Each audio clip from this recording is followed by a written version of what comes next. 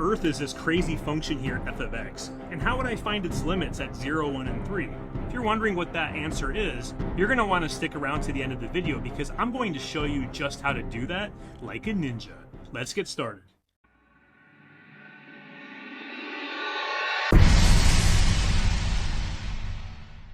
Hey, what's up guys? Dave here.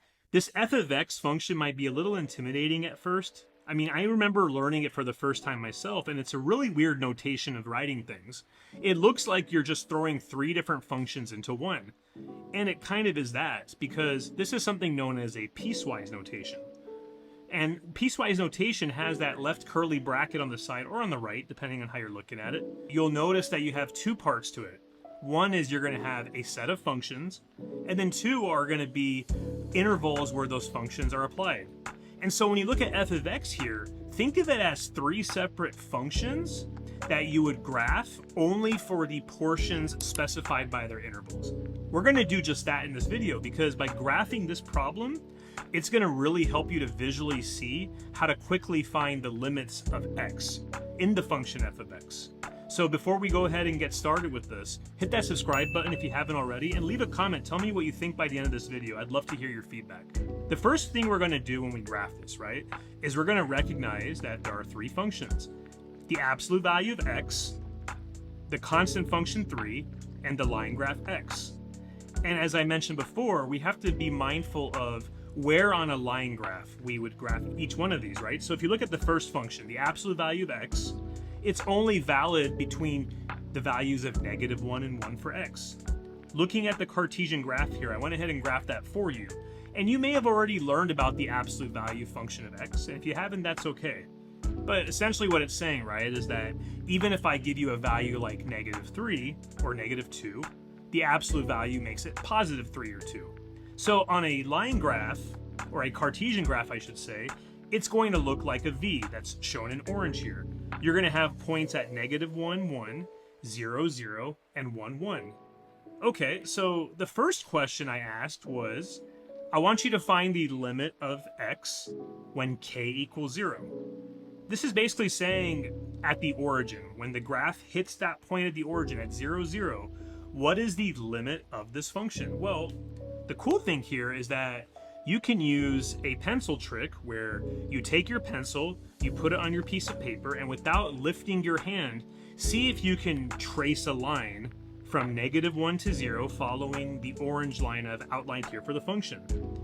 Now, you want to do this 2 ways. You first want to go from left to right, so I would go from -1, -1 to 0, 0, and then you want to repeat the experiment, but this time you want to go from right to left, from 1, 1 down to 0, 0.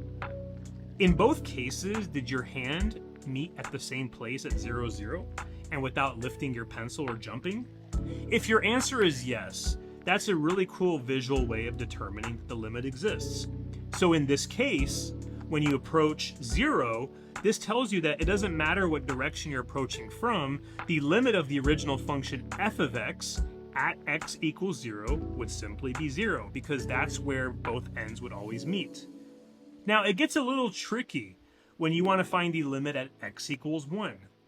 Looking at the graph, we have the orange segment for the absolute value of x, and then notice how we're jumping to a new function drawn in blue.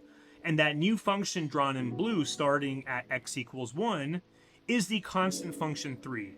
Now we know that if f of x equals 3, from x being in the range of 1 to 3, that it's just going to be a horizontal line. It's a constant function, right? So regardless of the value of x, it's just simply 3. But notice visually how we jumped from 1, 1 to 1, 3 on the Cartesian plane.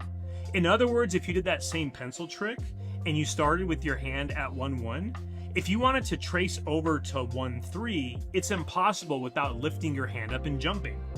We call this jump discontinuity. And when you have jump discontinuity like this, it actually means the limit does not exist at x equals 1. The reason being is that if you approach the graph from left to right, you have a different result from right to left. So in other words, if you approached it from left to right and you stopped infinitely close enough to x equals 1 and just before it, you're going to be landing at 1, 1. However, if you're tracing from right to left, you're going to be getting infinitely close to the 0.13.